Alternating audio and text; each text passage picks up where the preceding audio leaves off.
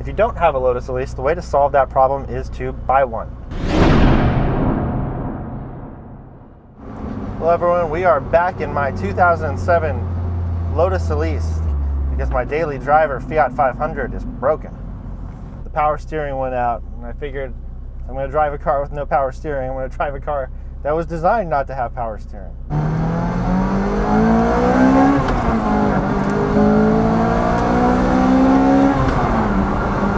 This is going to be the first in a series of videos on how to buy your Lotus Elise. And this is going to be targeted specifically to the United States market.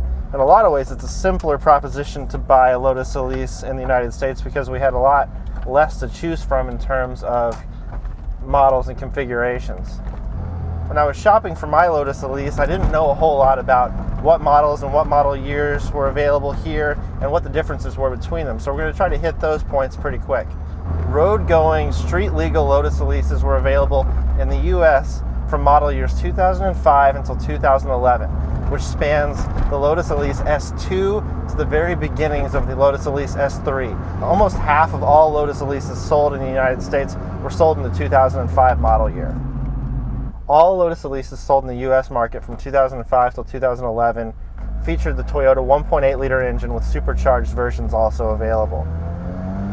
Year-to-year model changes for the Lotus Elise were all fairly evolutionary. There were really no revolutionary changes until the S3 at the end of the production run in the United States. But even that is really just exterior body panels that are different. Inside, everything is basically the same. The main changes from the 2005 to 2006 model year was that in 2006, the Lotus Elise switched to a fly-by-wire system for the throttle. This meant it was no longer directly connected to the engine, but electronically controlled. I've never driven a 2005, so I'm not sure how the throttle response feels in comparison. Other changes to note for the 2006 model year were the switch to the LED taillights rather than the traditional incandescent bulb taillights in the 2005 and earlier models. Another change in 2006 was the switch to the Probax seats. I haven't driven a 2005 to compare. However, from what I understand, the 2006 and newer seats are all quite a bit more comfortable. The 2007 model year saw a few other improvements. The headlight went from an unsealed to a sealed system. And the front bumper area was supposedly reinforced to be able to take a little bit more of a hit. I'm not sure that it actually does. There are other changes too, but we're just going to cover the big ones. In 2008, the supercharged model became available in the United States, which adds about 30 more horsepower. If you have a non-supercharged version, you can also get the factory supercharger kit from a dealer and have it installed, and it would be exactly the same as if you'd bought it as a new car. In 2008, Lotus also switched from white gauges in the gauge cluster to black gauges, sort of like the ones in the Evora. From 2009 until 2011, most of the changes were pretty minor. More options in terms of special editions. Seats kept getting better and better, and more leather options. You'll see shifter consoles covered in leather, things like that weren't necessarily available on the earliest cars.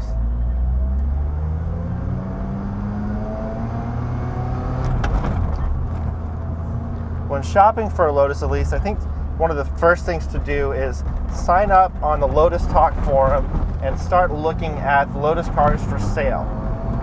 At any given time, there are always a couple of Lotus Elises for sale, and it's usually a pretty good idea to look at buying one from someone who was active on the Lotus Talk forum. There's always a few for sale, and the prices from Lotus Talk members tend to be very competitive and sometimes even better than what you see advertised elsewhere. When you first start shopping for an Elise, you may be surprised at sort of how few there are to buy. If you go on a site like Auto Trader or Cars.com, Car Gurus, you'll see that at any given point, on average, there will be about 50 Lotus Elise for sale nationwide. And that is not very many cars. Just to compare, there's about the same number of Ferrari Testarossas for sale nationwide at any given time. If you look at Ferrari 360s, there'll be about 150 of those for sale at any given time. And then compare that to something like a Corvette. A Corvette at any given time on Auto Trader for model years, I think 1981 to present, it'll be about 18,000. And if you look at something like the Honda Civic, there'll be 70,000 or 80,000. So there are really very, very small numbers of cars available, which means if you're shopping for a Lotus Elise, finding one in your local area may not be possible. You really have to be prepared to buy a car that is out of state.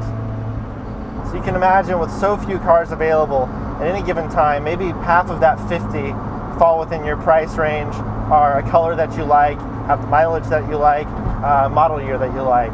Does it have the hard top with it? These are all things that you'll want to think about when shopping for your Elise.